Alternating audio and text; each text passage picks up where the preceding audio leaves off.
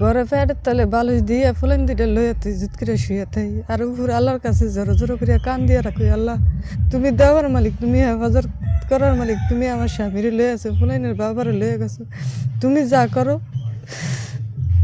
আপা, আপনার তো স্বামী মারা গেছে।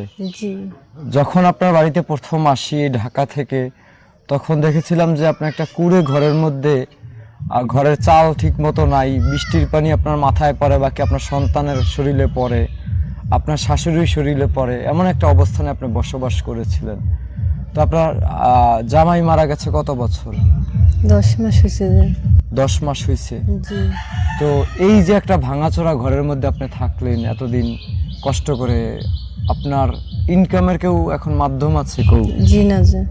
কেউ ইনকামের মাধ্যম নাই? জি না। এই যে খাবার দাবার নিয়ে কি আপনার কোনো কষ্ট হয়? জি খাবার দাবার নিয়ে কষ্ট হয়, কিভাবে সংসার চলে? এই আল্লাহর হুকুম মতন চলে, পেটে করি আর কি খাই যে। তো আপনি যে এই যে আইসা দেখলাম একটা করুণ দৃশ্য, যে আপনার ঘরের মধ্যে পানি পড়ে আছে, আপনি আপনার সন্তানদের নিয়ে আগলে আছেন। তো আপনার এলাকার ফারাবি আমারে জানাইলো আপনার গল্পটা। তো যখন একেবারে ভাঙা একটা ঘর, এটার মধ্যে আপনি কিভাবে সন্তানদের নিয়ে বসবাস করেছেন? এই করছি আর কি যে, আল্লাহর দিকে চায়া, মানুষের মুখের দিকে চায়া, ওই দুটা সন্তানের মুখের দিকে চায়া যে করছি। আজকাল তো জামাই মারা গেলে অনেকে তো বাবার বাড়িও চলে যায়, আপনি গেলেন না কেন? চাইনি ওই সন্তানের মুখের দিকে চায়া। সন্তানের মুখের দিকে তাকাইয়া। আপনার তো ইনকাম করে দেওয়ার মতো কেউ ছিল না।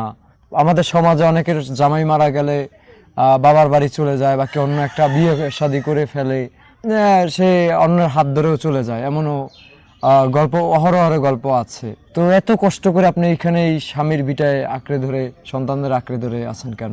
এই আল্লাহর দিকে চাই আর কি রয়েছি যে, সন্তানের মুখের দিকে চায়, শাশুড়ির মুখের দিকে চায়। আপনি যদি সমাজের অন্য নারীদের মতো যদি আপনার বাবার বাড়ি চলে যাইতেন, তাহলে আপনাদের সন্তানদেরকে সেই চিন্তা করেই আপনি যান নাই। জি আপনাদের এখন দেখার মতো কে আছে? বাকি আপনি আপনার বাবার বাড়ি চলে গেলে আপনার সন্তানদের বাকি দেখার মতো কেউ কি আছে?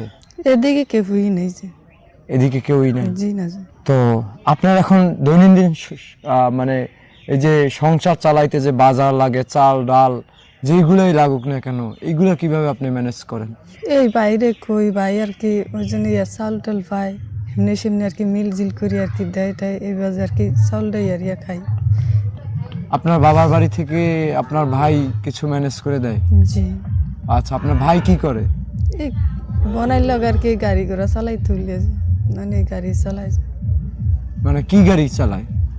ইট বালুর ইট বালির গাড়ি চালায়, ট্রাক্টর। ট্রাক্টর চালায়। আপনার ভাই মাঝে মধ্যে আপনাকে কিছু হেল্প করে বাজার ঘাটের জন্য। জি তো এরপরেও তো আপনার মনে হয় কষ্ট হয়। জি। তো সন্তানরা যখন আসলে, বলি না যে, ঘরে ফ্যাটের তলে বালিশ দিয়ে ফুলেন দিটা লইয়া তুই জুত করে শুয়ে থাই আর উপর আল্লাহর কাছে জোরো জোরো করে কান দিয়ে রাখো আল্লাহ তুমি মালিক, তুমি দেওয়ার মালিক, তুমি হেফাজত করার মালিক, তুমি আমার স্বামীরে লয়ে আছো, ফুলাইনের বাবারে লয়ে গেছো, তুমি যা করো ভালো লগেই করো তুমি।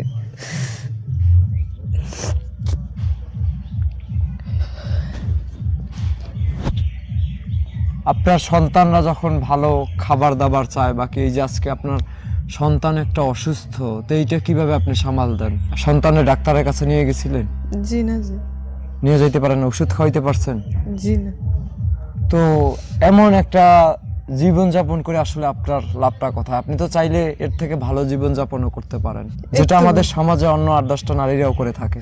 এই তো ভাই, শাশুড়ির মুখের দিকে চায়া, সন্তানের মুখের দিকে চাই, ভাইগো মুখের দিকে চায়া, তাহনি তাই যা কত নরি নামা ভাইতে আছি।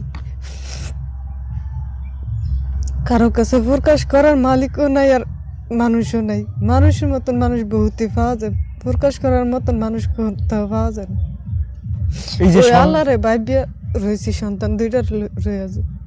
এই যে এত কষ্টের মধ্যে জীবন যাপন করছেন, আল্লাহর কাছে কখনো বলছেন? জি আল্লাহর কাছে নামাজে বলছেন? জি।